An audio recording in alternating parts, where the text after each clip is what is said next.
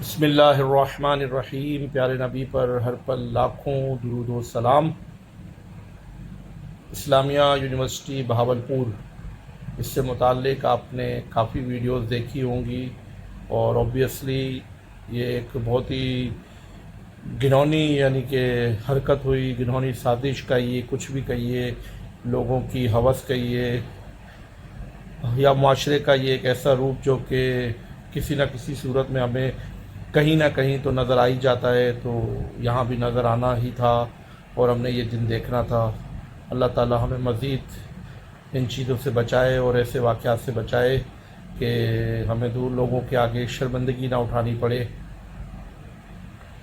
اکبر الآبادی کا وہ شعر یاد آتا ہے،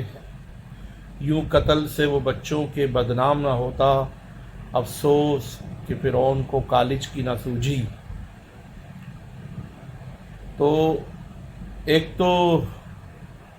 کالجوں میں یا یونیورسٹیوں میں ایسی چیزیں ہونا،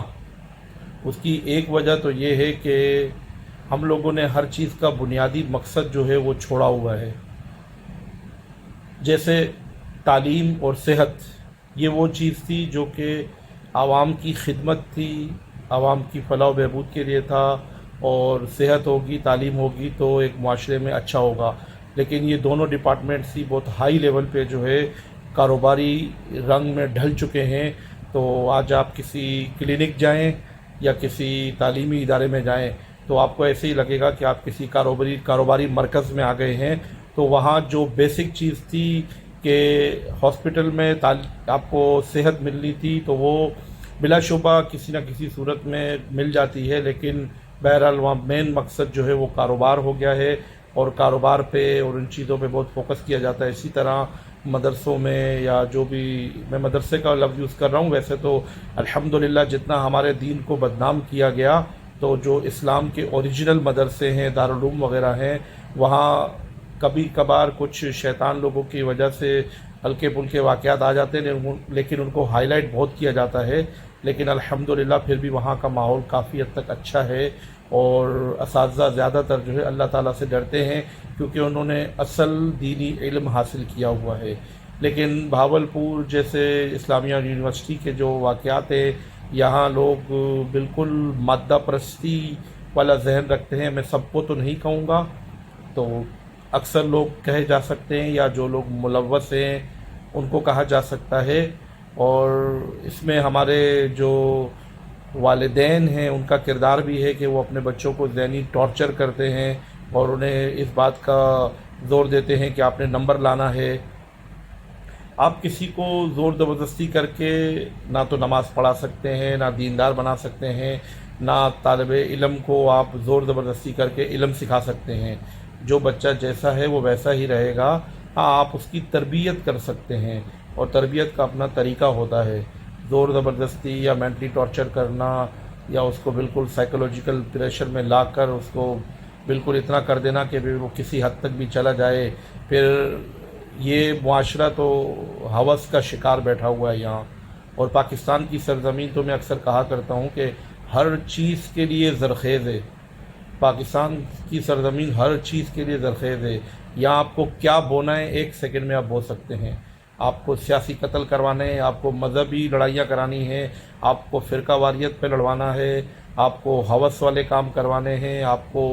جھوٹے کہ دینی اسکینڈل بنا کے لوگوں کو پھنسوانا ہے، کسی پہ جھوٹا الزام لگانا ہے، ایکس وائی زیڈ، آپ جہاں بھی جائیے۔ تو یہ اسلامیہ یونیورسٹی بھی اسی پاکستان میں ہے، اور وہاں پہ رہنے والے پاکستانی، تو ہمارے لوگ جو لوگ ابھی وہاں پڑھاتے ہیں ان کی نظر میں، سارے میں پھر بھی نہیں کہوں گا، لیکن اکثر لوگ جو ہے وہ پیسے کے پیچھے ہیں، کاروبار کے پیچھے ہیں، اور پھر اس کے بعد ان کے اندر ایک ہوس بھی ہے۔ پھر انسان کی زندگی میں ایک جو دوسری چیز آتی ہے، یہ مجبور۔ آپ جب مجبور ہو جائیں نا، تو پھر آپ سے لوگ کس قدر فائدہ اٹھا سکتے ہیں تو ان کا بس نہیں چلتا۔ تو جب ایک بندہ مجبور، بے بس نظر آ جائے، یا کسی چیز کی بارے میں کسی کو علم ہو جائے کہ اس کی یہ کمزوری ہے، تو لوگ اس سے پورا فائدہ اٹھانے کی کوشش کرتے ہیں۔ یہ معاشرے کا جو ڈھنگ اور رنگ ہے یہ چلا آ رہا ہے، اور ہماری سرزمین تو تمام تر اچھائیوں اور تمام تر اچھے کاموں کے باوجود ان گندگی کے کاموں کے اندر بھی جو ہے وہ کافی حد تک آگے نکل چکی ہے، اور میں پاکستان سے دور رہتا ہوں لیکن میری پاکستان کے بارے میں اسٹڈی ہے، مجھے وہاں کے ماحول کا علم ہے، تو میں نے جو وہاں کی چیزیں دیکھی ہیں اور جو آبزرو کی ہیں، میں جب جاتا ہوں تو بہت آگے جا چکے ہیں ہم لوگ، اور ہماری جو جوان نسل ہے اس کو بہت ہی غلط طرف جو ہے موڑا گیا ہے۔ تو بہاولپور کا تو ایک اسکینڈل ہے جو کہ اس کی جو بھی شکل ہے اس میں کتنی سچائی ہے، کتنا جھوٹ ہے، کچھ نہ کچھ تو ضرور ہے یا زیادہ ہے، بہت کچھ ہے، لیکن اس کے در پردہ جو ہماری جوان نسل موبائل کے ذریعے برباد ہو رہی ہے، اور جو وہاں میں بعض لفظ یوز نہیں کرنا چاہتا، اس قسم کے گناہوں کو اب وہ گناہ نہیں سمجھا جا رہا، اور بہت سی جگہوں پہ والدین بھی اپنی آنکھیں بند کر رہے ہیں مجبوری میں یا بغیرتی میں، جو بھی کہیے، لیکن بہرحال معاشرہ تو ایک الگ ہی ڈگر پہ چل نکلا ہے۔ تو وہاں پھر ایسی چیزوں کا ہونا جو ہے وہ اس کا کوئی، یعنی کہ میں یہ تو نہیں کہوں کہ ایسا ہونا چاہیے، اللہ نہ کرے ایسا ہو، لیکن ایسا ہونا پھر جو ہے وہ آسان ہو جاتا ہے، کیونکہ معاشرے میں جو ہے آپ نے جب ایک چیز کے لیے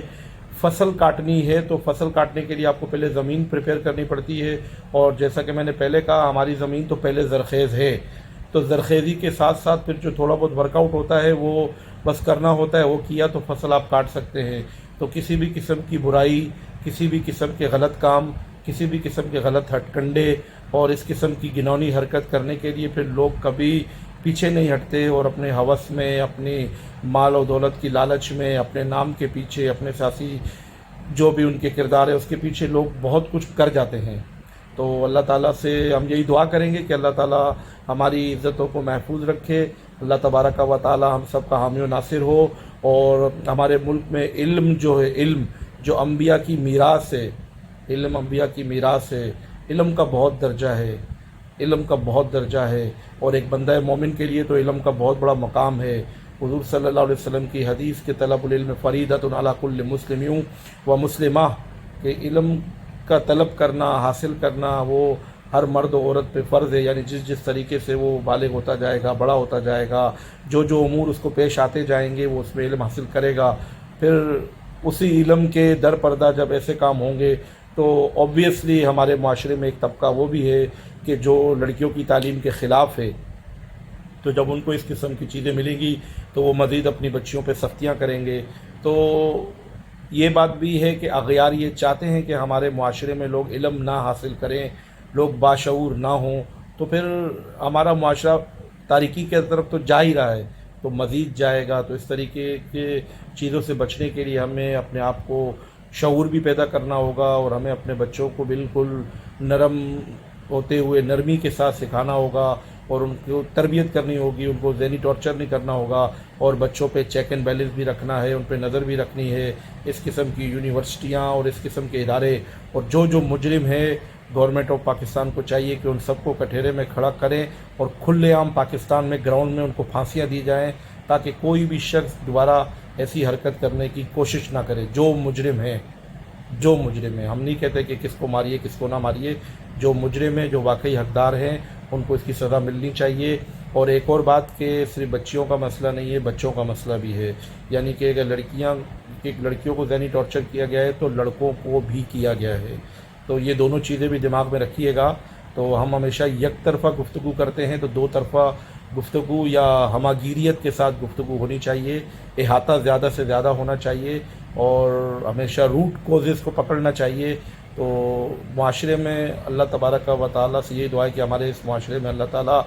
دینی شعور پیدا کرے، اور ہم لوگوں کو واقعی میں ہمارا جو دین مذہب ہے اس کو سمجھنے کی توفیق عطا فرمائے، اور ایک اچھا معاشرہ، ایک اچھا کلچر ڈیولپ ہو، جہاں پر ہم تعلیم تو کم از کم ایک عزت کے ماحول میں حاصل کر سکیں۔ وما علینا الا البلاغ۔ پیارے نبی پر ہر پل لاکھوں درود و سلام۔